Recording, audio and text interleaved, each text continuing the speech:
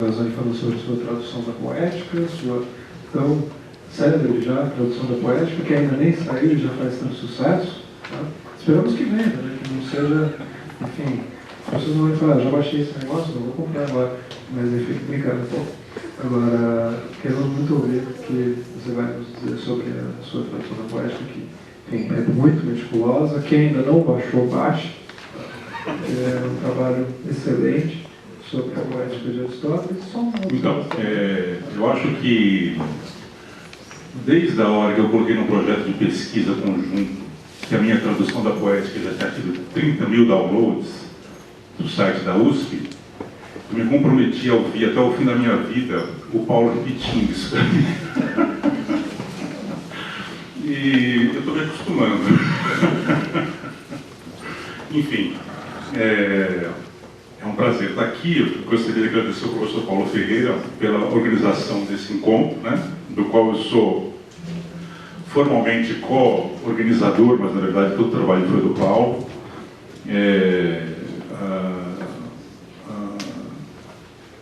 Se nós fôssemos Lennon e McCartney, esse seria a música só do Paulo, né? E pelo convite para falar, gostaria de agradecer a presença do professor Antônio Pedro Mesquita, que estará entre nós no Brasil durante um ano, né? Vai ser um prazer. A presença dele já está sendo proveitosa e vai ser mais ainda, com certeza. E gostaria de agradecer a presença do professor Marcos Engano, que certamente é um dos motivadores da renovação dos estudos de filosofia antiga no Brasil. Acho que não seria exagero, nem autoindulgência, falar que os estudos de filosofia antiga no Brasil me parece que estão se configurando de uma outra forma em relação à forma como eram, digamos, 20 anos atrás, e isso se deve a uma série de fatores, entre os quais figura, não com pouca importância, o trabalho do professor Marcos Engano. E quando eu digo trabalho, não digo apenas o trabalho acadêmico, o trabalho de gabinete, o estudo e leitura atenta, principalmente de Aristóteles, mas, sobretudo, o trabalho muitas vezes burocrático de organização de encontros, palestras, grupos de estudo, colóquios, edição de revistas, revisão de textos, etc. Acho que todo esse trabalho resulta na configuração daquilo que poderíamos chamar de um ambiente de pesquisa em filosofia antiga, que me parece estar, se não consolidado, ao menos em vias de consolidação, e que vai sobreviver, assim esperamos, por bastante tempo, né? O professor Engano não está sozinho como propulsor dessa empreitada, e existem outros núcleos e outros centros que eu acho que adotam as mesmas diretrizes e a mesma característica de trabalho, mas eu gostaria de aproveitar a presença dele aqui para fazer essa menção de maneira enfática. Eu sei que ele não gosta, mas enfim, está feito. E por fim, gostaria de agradecer a presença de vocês todos, especialmente os meus alunos de Grego 1, que não tiveram aula hoje, né? Nossas aulas são quarta-feira, mas poderiam ter ficado em casa, mas resolveram vir aqui para essa jornada sobre a tradução de Aristóteles, com pensamento também neles, que me decidi pelo formato da minha palestra e pelo formato dessa conversa. Tá? E justamente em relação ao formato dessa conversa, esse convite se me apresentou de início como bastante diferente em relação ao que eu estou acostumado a fazer. Geralmente, quando eu vou dar palestras, existe um tema que eu estou pesquisando ou que eu já pesquisei e sobre o qual eu faço uma apresentação bastante focada, digamos assim. Há um tema específico, dentro desse tema há uma dificuldade que foi ou é objeto do meu interesse, e eu preparo uma apresentação expondo a dificuldade e propondo uma solução. Não é esse o caso aqui, ou pelo menos eu não quis que fosse o caso, né? Naturalmente eu poderia adotar esse formato tradicional e apresentar certas dificuldades que existem na tradução da poética, dificuldades que eu acho não estão bem reconhecidas nas traduções e nos comentários, que são inúmeros, né? E, portanto, não estando reconhecidas, tampouco estão bem trabalhadas, mesmo nos comentários mais atuais. Mas acho que esse formato me levaria a uma exposição excessivamente técnica, que eu acho que os meus colegas aqui vão fazer com primor, né? Antônio, o Pedro, o Antônio, o Paulo e o professor Zingano. Eu gostaria, na verdade, de não ser apenas técnico, né, mas, em vez disso, sem evitar completamente o comentário técnico, dar um panorama mais geral de como é traduzir um texto da Antiguidade Clássica, né? Eu não sou exatamente digamos assim, um teórico e um especialista da tradução. Quer dizer, não tenho uma reflexão teórica sistemática em relação ao tema, nem um estudo aprofundado a respeito. Mas é uma atividade que tem sido parte da minha rotina acadêmica ao longo dos anos. Então, é uma atividade com a qual eu tenho certa vivência desde os tempos de mestrado, né? Eu gostaria de colocar algumas questões para vocês por meio de alguns exemplos. Grosso modo, poderíamos dizer que a tradução de Aristóteles, a tradução de textos para a língua portuguesa em geral, lida com aspectos... Essa divisão, naturalmente, é uma divisão falsa, né? Mas, enfim, a gente tem que ter um ponto de partida. Lida com aspectos culturais, com aspectos lexicais, com aspectos conceituais, com aspectos filosóficos e com o problema do estabelecimento do texto, quer dizer, edição de textos antigos. Essa não é uma divisão rígida nem exaustiva. Principalmente, não é uma divisão em que os termos existam separados uns dos outros. Quero dizer, por exemplo, que aspectos lexicais não são completamente separados dos aspectos culturais, que não são completamente separados dos aspectos conceituais ou dos aspectos filosóficos. Mas antes de entender como que eles não se distinguem, né, como é que eles se misturam, eu gostaria de exemplificar o que eu quero dizer, pelo menos em relação a alguns deles, né? O professor Paulo adotou uma outra divisão aqui, tá certo? Eu estou realmente querendo dar um pontapé inicial aqui.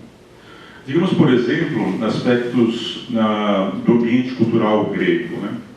No texto da Poética, vocês vão encontrar logo ali no primeiro capítulo, que fala sobre os meios de imitação, quer dizer, o ritmo, a palavra e a melodia, um trecho em que Aristóteles distingue Homero de Empédocles. É o trecho 1 do handout de vocês, tá?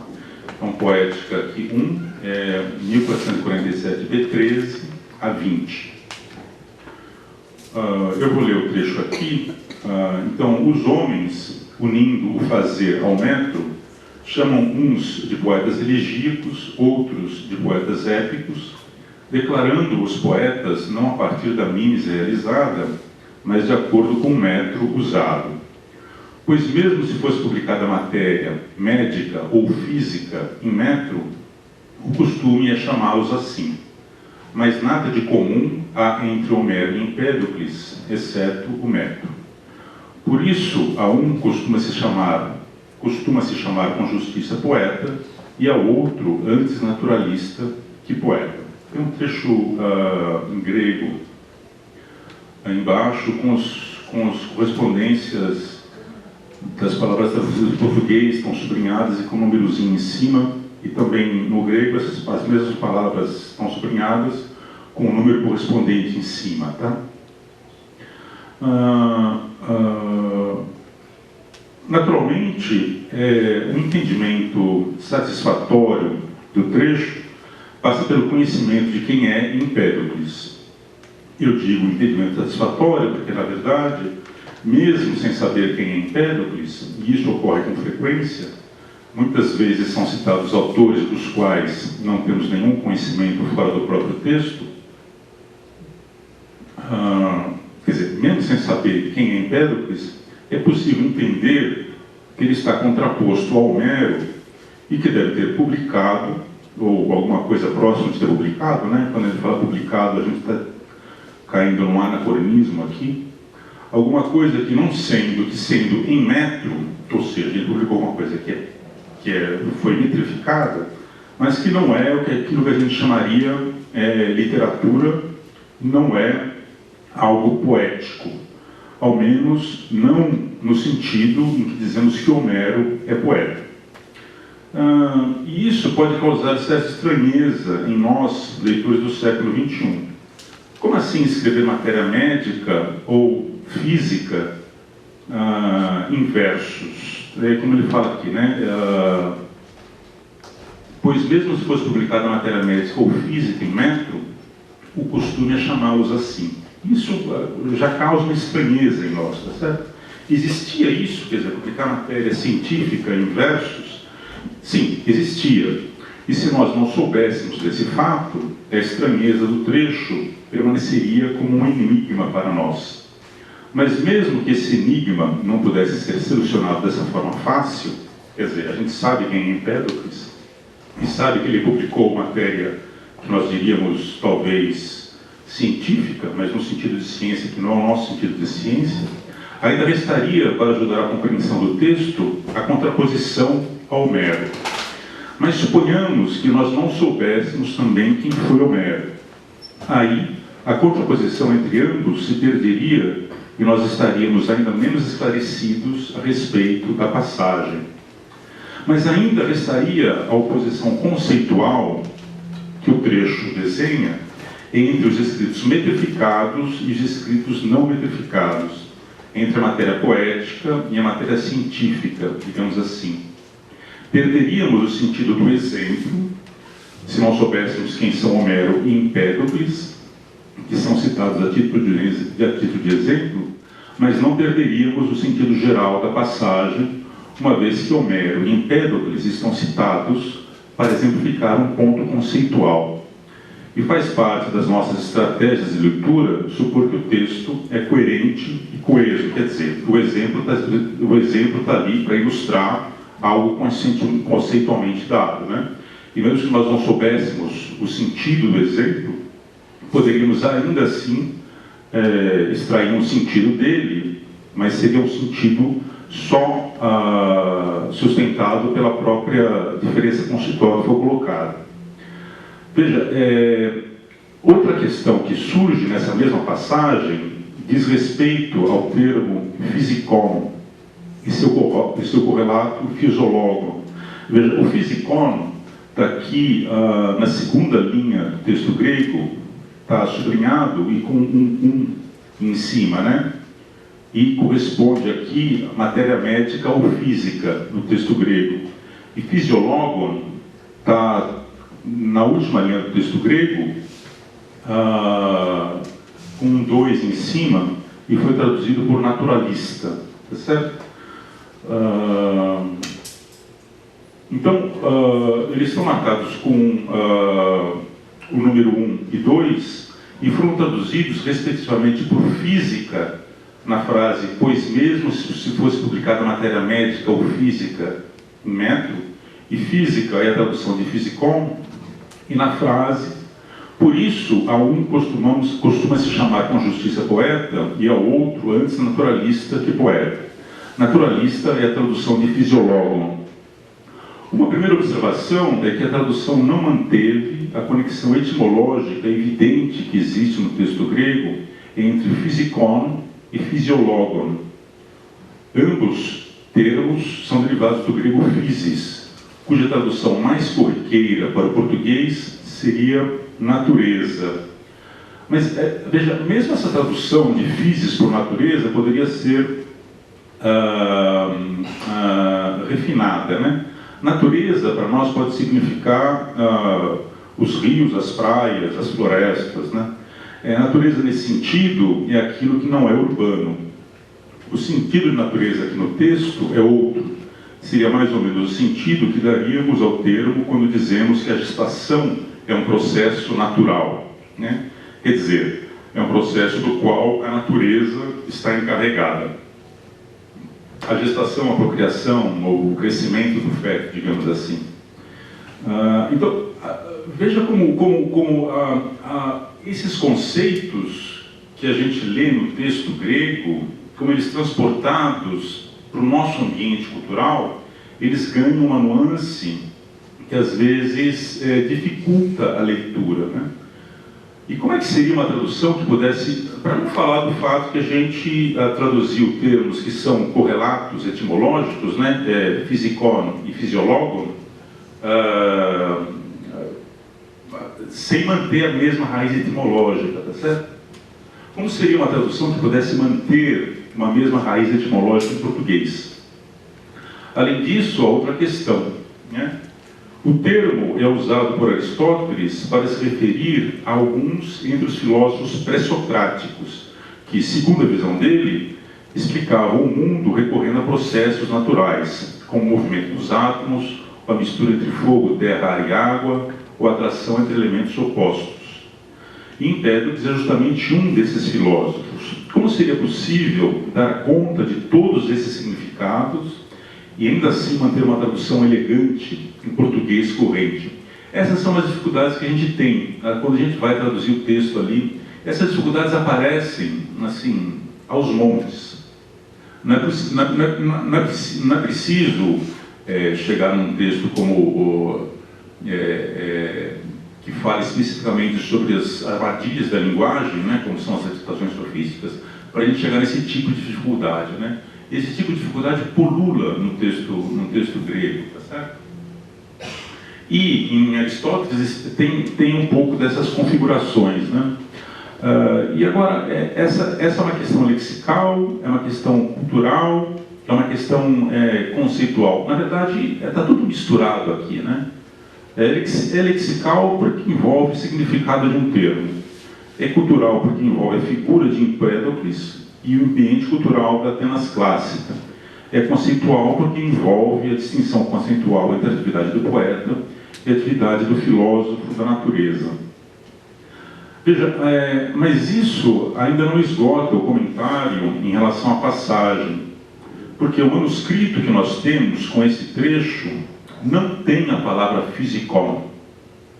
A gente tem principalmente dois manuscritos da poética, né? E em um dos manuscritos faltam as primeiras páginas.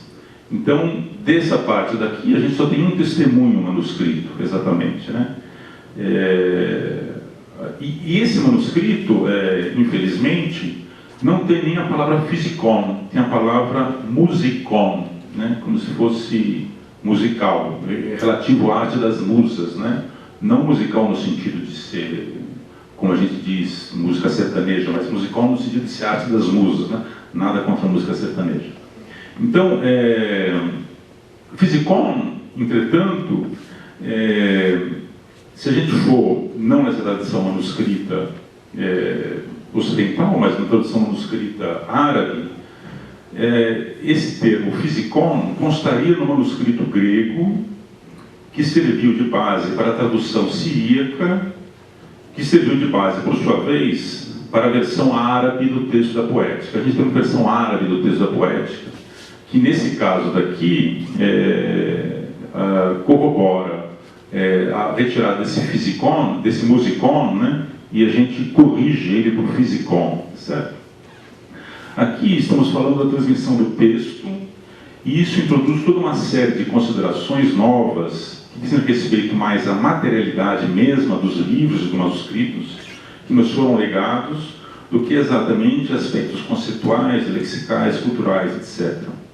Mas isso não quer dizer que essa materialidade está completamente isenta de considerações lexicais e culturais, porque devemos ter em mente que quem copiava os manuscritos eventualmente se colocava essas mesmas questões que nós nos colocamos, né? Quer dizer, a gente nunca tem um ponto seguro onde a gente pode se agarrar e dizer é isso.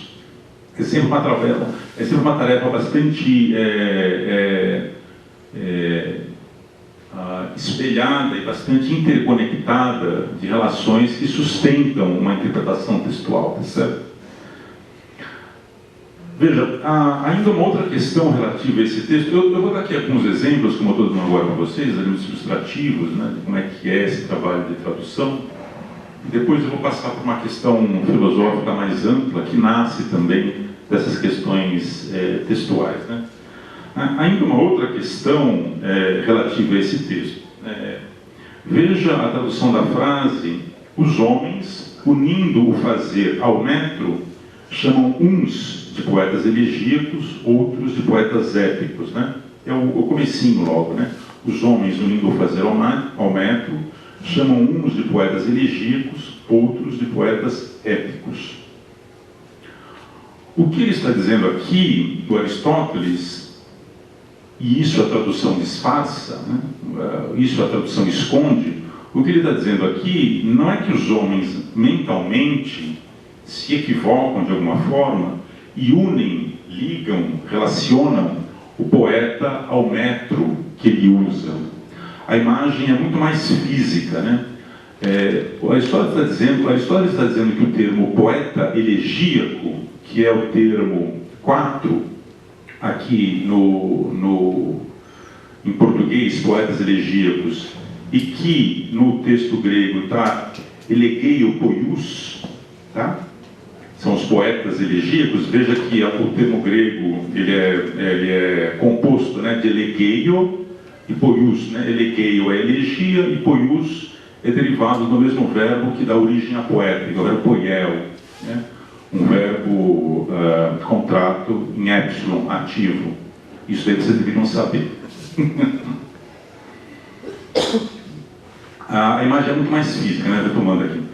Aristóteles está dizendo que o termo poeta elegíaco, que em português tem essas duas palavras, em grego tem apenas uma, elegeio poius, e que essa palavra é composta pela ligação, pela união, pela juntura física mesmo de dois termos. Um que tem a mesma raiz de elegia e outro que tem a mesma raiz do verbo poiel, que é o verbo usado para o fazer poético e do qual as próprias palavras poesia e poética derivam.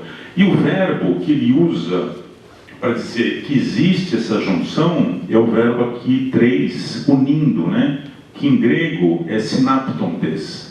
É como se você colocar essas palavras em contato umas com as outras, não é? Então ele não está dizendo que ligar o poeta ao metro é uma imagem mental de quem chama o poeta de poeta elegíaco. Ele está dizendo que o próprio termo é um termo que é juntado, é fisicamente esse contato entre as duas palavras, né?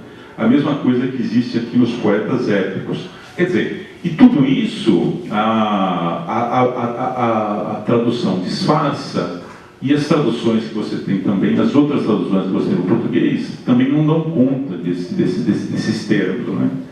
Quer dizer,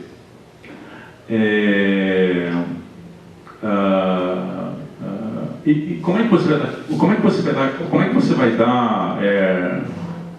dar conta de todos esses aspectos da tradução? Que a gente está aqui em 4 linhas do texto grego, né? 4 ou 5 linhas do texto grego. Como é que você vai dar conta de todos esses aspectos da tradução apenas com texto em português, né? Você não consegue dar muito bem conta disso daqui.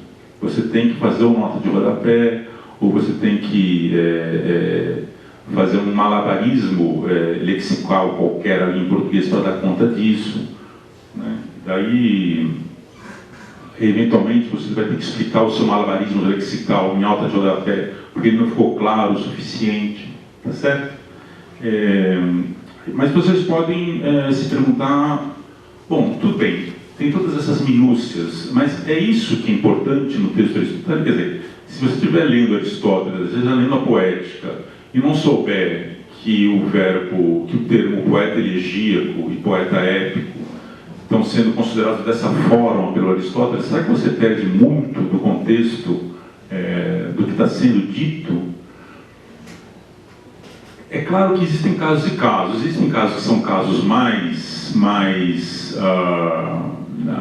ligeiros, assim, que não afetam conteúdos mais profundos da filosofia aristotélica, mas existem casos em que essas diferenças lexicais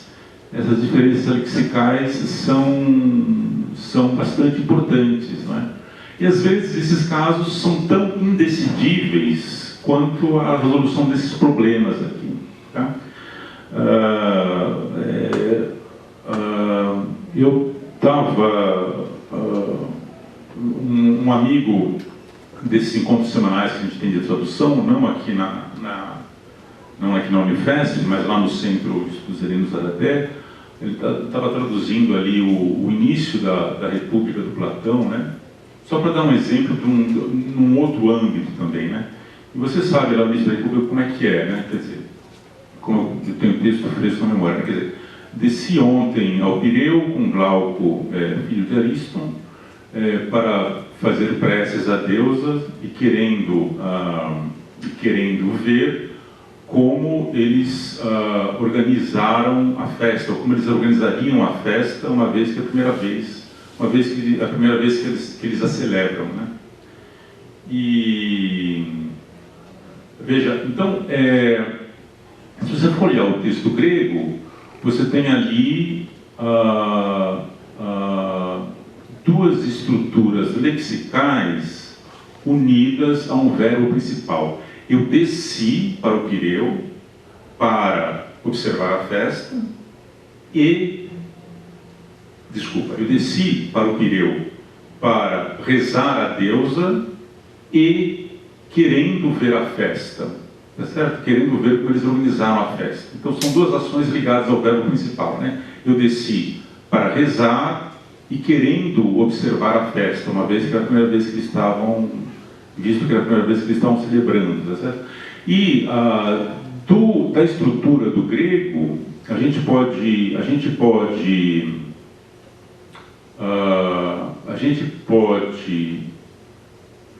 postular, a gente pode imaginar que existe uma certa diferença entre essas duas ações ligadas ao verbo principal, né? Porque quando ele vai dizer que ele desceu para olhar a festa, para pregar a deusa, isso está colocado com uma nuance de finalidade. Eu desci para orar a deusa. E quando eu desci querendo olhar a festa, essa nuance de finalidade, pelo menos não está tão explícita quanto no primeiro, né? E tem ali ao mesmo tempo, né? Para orar a deusa e ao mesmo tempo querendo olhar como eles teriam organizado a festa, a procissão, né? E é claro que isso daí às vezes passa batido na tradução, mas a gente pode se perguntar, existe efetivamente, quando a gente vai traduzir, existe efetivamente proveito em você traduzir essas duas coisas de maneira diferente, ou colocar uma nota de rodapé? Talvez sim, talvez não, né? Quer dizer, porque se ele desceu, vamos lembrar da figura do Sócrates, né? Que foi acusado de impiedade, de introduzir deuses novos. Se ele desceu para orar, e essa foi a finalidade, e eventualmente, por acaso, ao mesmo tempo, querendo ver a festa, essa segunda parte do que ele fez só uma consequência do fato de ele estar lá. Ele não desceu para ver a festa, não é isso? Então, talvez essa passagem indique, de alguma forma, que o Platão esteja querendo dar ao Sócrates ali um aspecto piedoso, né, de culto à divindade, que lhe foi negada pelo processo que ele sofreu e que levou ele a ter que tomar sepulta, tá certo? Veja, essas nuances são bastante sutis, mas às vezes são importantes na leitura do texto grego, né? E às vezes são importantes para fundamentar teses que às vezes te interessam ou para rejeitar teses que não te interessam, tá certo? E esse tipo de nuance é importante você conseguir ler no texto também, né? Mesmo que ela seja exagerada, você fala assim, não, eu vou rejeitar isso aqui porque eu estou super interpretando o texto, estou interpretando demais.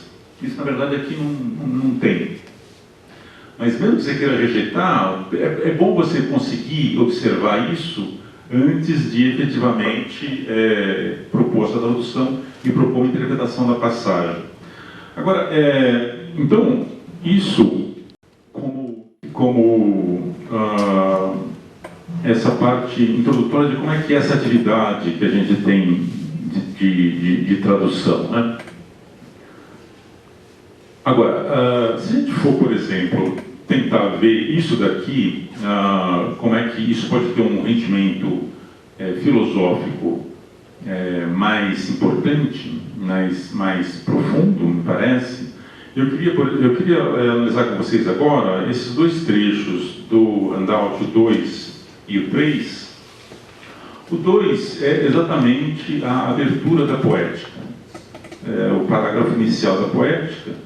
Eu vou ler em português para vocês. Falemos da arte poética, dela mesma e de suas espécies, que capacidade cada espécie tem, do arranjo que deve ter os enredos, se há de ser exitosa a produção poética, e ainda de quantas e quais são as partes dela, assim como de tudo mais que diz respeito à mesma pesquisa, começando conforme a natureza, primeiro pelas coisas primeiras. Ele começa com essa espécie de índice, né? É isso que vai ser feito aqui. E daí ele começa no segundo parágrafo, ele fala no segundo parágrafo, de fato, e esse de fato lhe interessa, de fato, a composição épica, bem como a composição da tragédia e ainda a comédia, a arte do ditirambo e a maior parte da holética e da citarística, todas são, no geral mimeses. Né? Vocês vão encontrar uma reclamação comum em relação à poética, que ela é um texto fragmentário, que ele é um texto que não tem organização, que é um texto que não tem unidade. Né? Eu, na verdade, eu acho que ele pode ser um texto fragmentário, mas ele tem uma organização e que respeita muito claramente aquilo que Aristóteles preceitua em outros tratados, tá certo? Então, quando ele começa aqui, no final desse primeiro parágrafo, ele fala assim, começando conforme a natureza, primeiro pelas coisas primeiras, isso pode parecer uma asserção trivial, né? Vamos começar pelo começo, como querendo dar ordem na casa, né? Mas não é exatamente isso, no meu entender, que ele está querendo dizer. Começar pelas coisas primeiras quer dizer começar pelos princípios que se apresentam como mais evidentes a nós. E você tem passagens em outros tratados aristotélicos, né? E agora aqui eu já caio na interpretação de Aristóteles mesmo, né? Quer dizer, como é que você consegue a coerência, como é que a coerência do corpus aristotélico de uma forma se sustenta, né? Começando pelas coisas que são primeiramente mais evidentes para nós, né?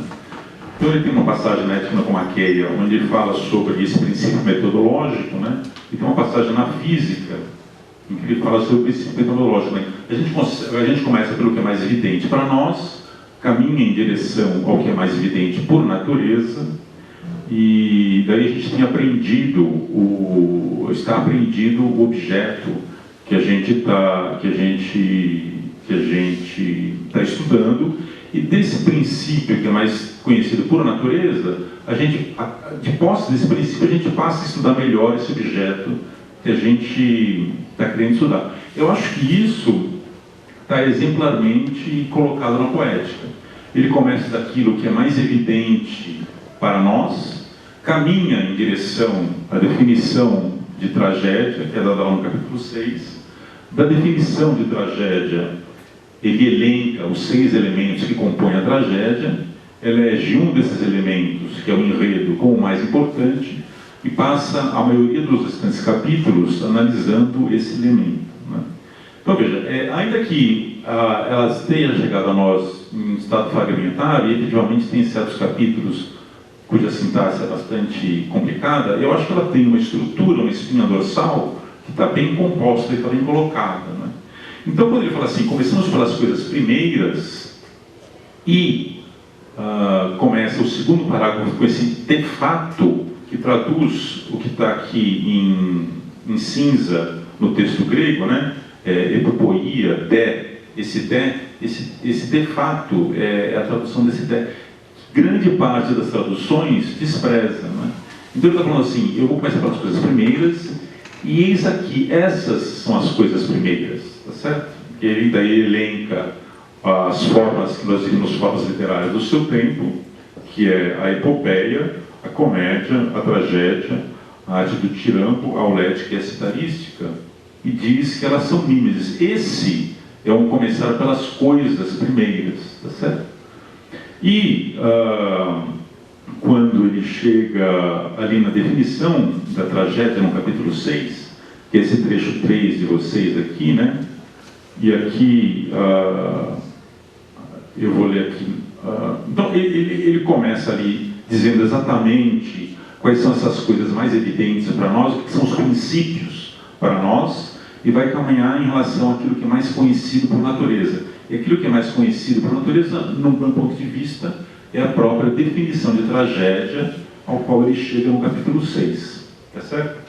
E essa definição de tragédia tem uma variante textual ali que é bastante interessante, que é a seguinte, né? Eu estou lendo agora aqui o trecho 3 do handout, que é: a respeito da mimes em hexâmetros e da comédia, falaremos depois. A gente sabe que ele fala da mimes em hexâmetro ou da épica nos capítulos finais da poética, mas ele nunca falou da comédia. Talvez estivesse num suposto segundo livro perdido da poética, inclusive ele poderia ter dado a definição de catarse, né?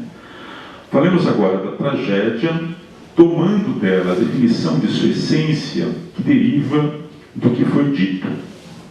Veja, esse tomando traduz aqui no texto grego essa primeira palavra da terceira linha, que está grifada, que é o analabontes, né?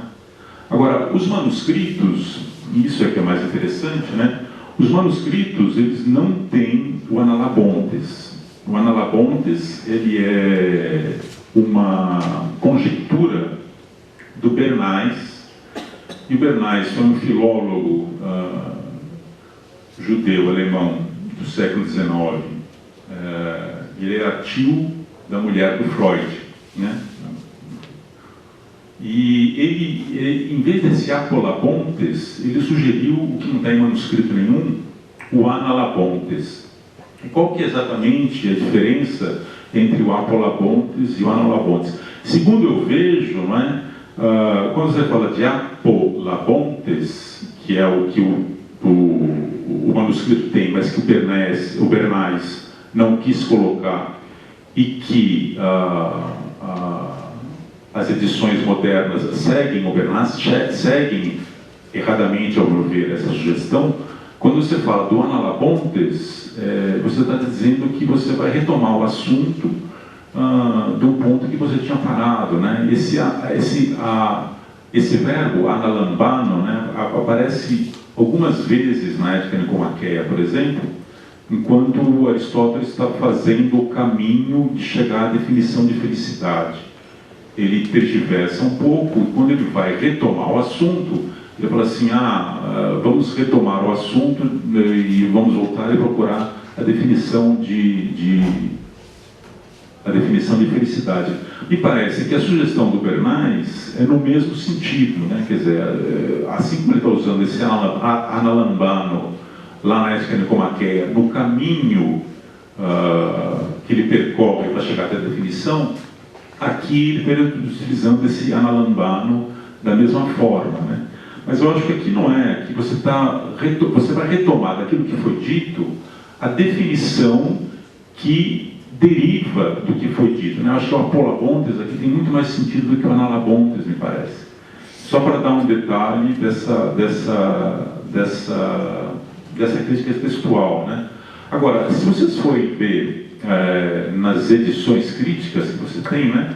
Você tem principalmente 3 edições críticas da poética. Você tem a tradução daqui, que é a francesa da Belles-Lettres, que é o texto foi estabelecido, se não me engano, no começo do século, a primeira edição é de 1932, no começo do século passado. Aqui ele utiliza o apolabontes, né, na edição mais antiga. Você tem uma edição que é um pouco mais moderna, da década de 60, que é da Oxford Classical Texts, que prefere o analabontes, né? E agora, o que é mais incrível é que você tem essa edição daqui, que é uma edição de 2013 ou 2014, eu não sei, que é uma nova edição dos manuscritos da poética, que levam em conta a tradição árabe daquele texto siríaco traduzido para o árabe, teve um original grego, tá certo? E aqui é incrível porque o editor observa que na tradição árabe, na verdade, o apolabontes seria a versão correta, seria a versão autorizada pela tradição árabe, mas ele também rejeita, tá certo? Para vocês verem como as decisões que você toma nem sempre estão completamente baseadas apenas em aspectos materiais, da materialidade da transmissão do texto, né? E veja que todos esses aspectos aqui que eu levantei para vocês, não é? Quer dizer, são aspectos lexicais miúdos, tá certo? Você tem ali começar pelas coisas primeiras, que você tem que entender que não é uma afirmação de trivialidade, não é, vamos começar pelo começo, não é? Você tem que entender isso, você tem que entender que aquele ideia que está colocado no início do segundo parágrafo está fazendo referência ao fato de que ele vai realmente começar pelo que é mais evidente para nós. Essas são as coisas primeiras, esse é o princípio da investigação da poesia, né, da tragédia aqui. E tem que entender que lá na frente esse apolabontes, tá certo? Está retomando tudo isso que foi colocado nos capítulos iniciais e está condensando tudo que foi colocado numa definição que é um princípio mais conhecido por natureza, quer dizer, um princípio mais sólido do que aquele princípio evidente de onde nós começamos a nossa investigação, e que a partir desse princípio da definição de tragédia que você vai chegar a conseguir mapear o seu objeto de estudo de maneira consequente, né? Então veja que às vezes você tem detalhes que não são tão decisivos no entendimento do texto, né? Como eu estava analisando para vocês no começo da minha fala, mas você tem detalhes que, colocados em contexto, colocados em perspectiva, se mostram decisivos para sustentar uma posição a outra. E é claro, veja, eu sustento a minha posição assim.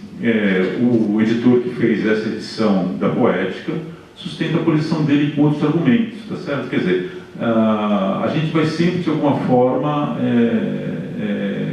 discutir, transversar e entrar em polêmicas, né?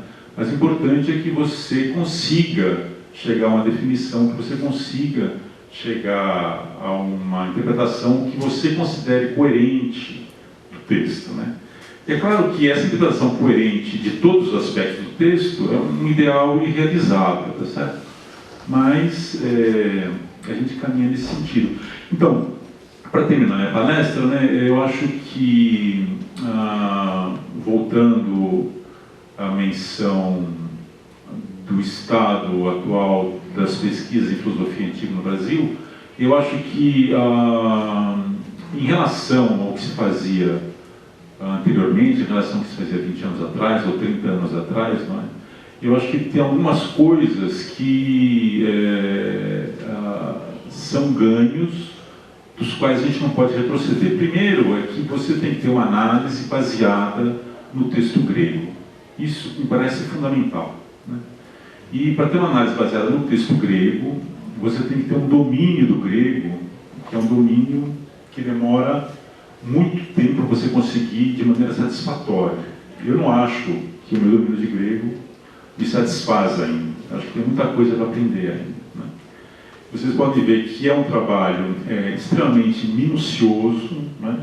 Extremamente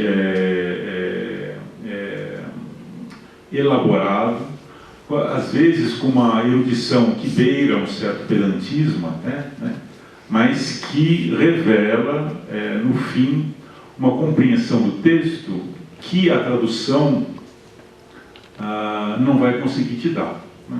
Então, se você vai ler, se você vai querer estudar Aristóteles, se quiser estudar Platão, se quiser estudar Eurípides, etc., baseado nas traduções, mesmo que boas traduções de português, você vai chegar até um certo nível. Mas eu acho que para passar daquele nível, você tem que dominar bem o grego, né? Daí você tem que dominar bem a sintaxe do grego, tem que dominar bem o léxico do grego também, tem que dominar as características do autor também, tá certo? Quer dizer, estudar Aristóteles é uma coisa, estudar Platão é outra coisa, estudar os trágicos é outra coisa também, né? Você meio que se especializa nesses nichos. É muito difícil ter alguém que consiga transitar com igual desenvoltura em todos esses aspectos, né? Mas eu acho que é esse que é o desafio que se coloca para a gente, tá? Para quem quer se tornar um pesquisador em filosofia antiga ou em estudos clássicos. É isso que eu tinha para dizer. Obrigado.